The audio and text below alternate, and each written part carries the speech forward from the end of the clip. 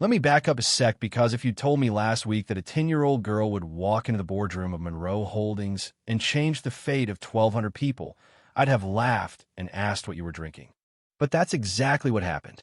No warning, no plan B, just a kid Maya Williams standing there in the middle of a crisis and the world about to turn inside out. So picture it. The air in the room was so tense you could almost see it. Paramedics still hadn't cleared out after the interpreter collapsed and the hallway just dropped with a stroke out of nowhere, leaving everyone stunned.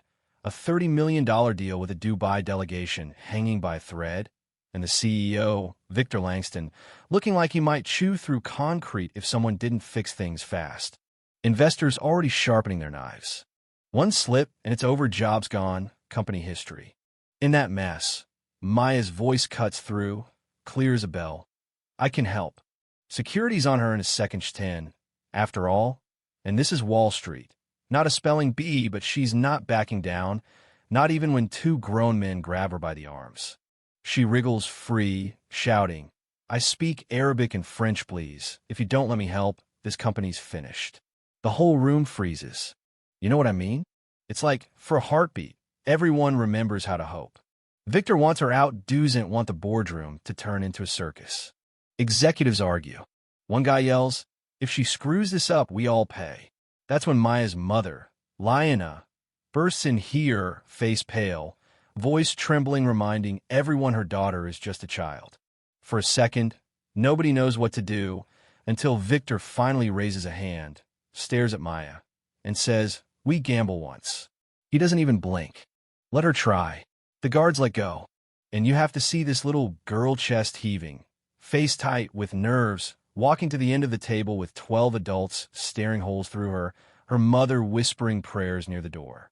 The Dubai delegation walks in, eyes darting between Maya and the suits, not quite sure if this is real or just the weirdest negotiating tactic in corporate history. One delegate's sharp suit, sharper eyes, leans to his colleague, whispers in Arabic, she's a child. Maya hears it, answers him, same language, clear as day. I may be a child, but I'm fluent. I'm your bridge to this deal. Now the room's alive, shock, then curiosity. Victor folds his arms, tells her to begin. Sophia Monroe, company VP, slides the contract over, her hand shaking just a little. Do your best, she whispers. And so Maya starts. She translates not just the words, but the mood, the dry joke about New York weather, the subtle power plays, the legal twists. When she hesitates just one word, Tasri, meaning could flip the whole deal, she doesn't panic. She looks Mr.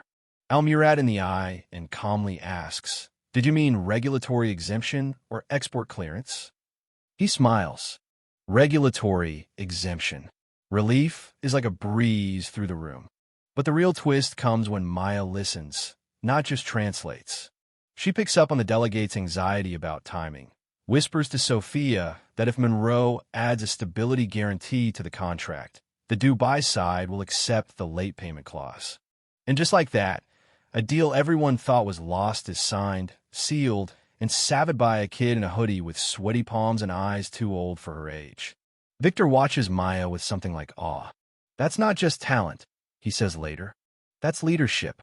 Her mother can barely breathe, but Maya just shrugs. I had to do it. No one else could. Yeah, that happened. But if you think the story ends with applause and a parade, you haven't lived in New York. The next day, reporters camp outside Maya's apartment. Rumors start swirling. Was this safe? Was it legal?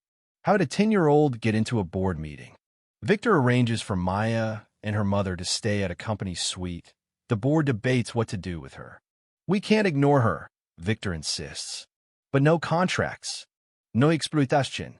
She needs safety, education, and the space to grow. Not everyone agrees. Meanwhile, competitors get nasty. Anonymous tips flood watchdog groups. Child translator raises legal red flags. The company trends for all the wrong reasons. Maya is still just a kid sipping cocoa in the executive lounge, badge clipped awkwardly to her hoodie, watching the city that just about swallowed her whole. But behind the scenes, things get darker. Elliot Aninsley, an old foundation head, reaches out, says Maya's bravery shook up people who like to move in shadows, and now she's a target for smear campaigns and sabotage. She meets other survivors of these whisper networks, former insiders, whistleblowers, people who know what happens when you stand up to power. One, a man named Andre Sims, used to work for the very firms orchestrating the attack. She flips sides, teaches Maya how to spot manipulation, reframe narratives, defend against character assassination. Soon, Maya's not just fighting for herself, she's leading the charge for everyone who ever got silenced. She helps launch Unmuted, a podcast exposing not just her story, but those of nurses, warehouse workers, teachers, anyone who spoke up and got crushed by the system. It explodes. Millionisten. The smear campaign turns desperate, then collapses under the weight of its own lies. But every action has a price. Maya's mother gets harassed at work. Anonymous threats follow them home. Digital attacks try to shut down their network. Maya trains harder, learning how to navigate not just languages but power. She's summoned to testify before Congress, yes, at 10 about corporate manipulation. She's poised, steady, and for the first time, the system listens. Her story becomes a spark. New protections for whistleblowers, new public conversations about truth and power. Maya launches the William Trust, funding local storytellers and youth reporters. She travels, listens, helps plant seeds of courage everywhere she goes. She isn't looking for parades or fame, just making sure the line between truth and agenda gets drawn, and that no one ever feels as alone as she did. And yet, every win brings in new shadow counter-movements, slick PR diversity, think tanks aiming to drown her message in noise, rebrand justice as controversy. Maya pushes back, opening town halls, live forums, new podcasts, anything to keep the window open for voices that would have been lost. Eventually, she meets Nolan Fisk, mastermind of several smear campaigns. He tries to rattle her, "You know this doesn't end how you think." She smiles. "I'm not thinking about the end. I'm thinking about the people watching." And that, right there, is the core of it. They can try to erase her, but every time they do, her voice grows louder in the silence. In the end, Maya doesn't become a symbol, she becomes a movement. She turns every attempt to silence her into another reason to speak. And you have to ask yourself how many Mayas have been ignored because nobody let them at the table? How much truth gets buried before anyone notices the cracks?